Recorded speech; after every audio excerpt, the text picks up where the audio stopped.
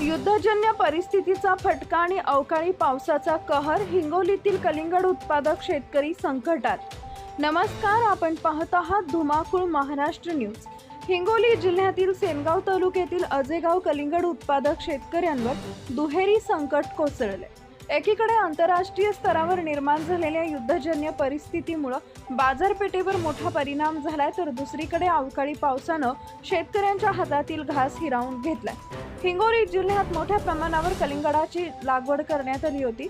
शेतकऱ्यांनी मोठ्या अपेक्षेने आणि कर्ज काढून शेती केली, मात्र अचानक आलेल्या अवकाळी पावसामुळे शेतात पाणी साचलं, तयार पिकांचं मोठं नुकसान झालं. याच दरम्यान जागतिक स्तरावरच्या तणावामुळे निर्यात आणि बाजारपेठेतील मागणी घटली आहे. परिणामी कलिंगडाचे दर घसरले असून शेतकऱ्यांना उत्पादन खर्चही निघत नाही, अशी परिस्थिती निर्माण झाली आहे. माधव लक्ष्मणराव वाघ व उमेश गणेश वाघ हे शेतकरी सांगतात की एकीकडे निसर्गाचा प्रकोप आणि दुसरीकडे बाजारपेठेतील मंदी यामुळे आम्ही पूर्णपणे हतबल झालो आहोत. सरकारने तात्काळ पंचनामा करून नुकसान भरपाई जाहीर करावी, तसेच शेतकऱ्यांना दिलासा द्यावा, अशी मागणी आता जोर धरतीये.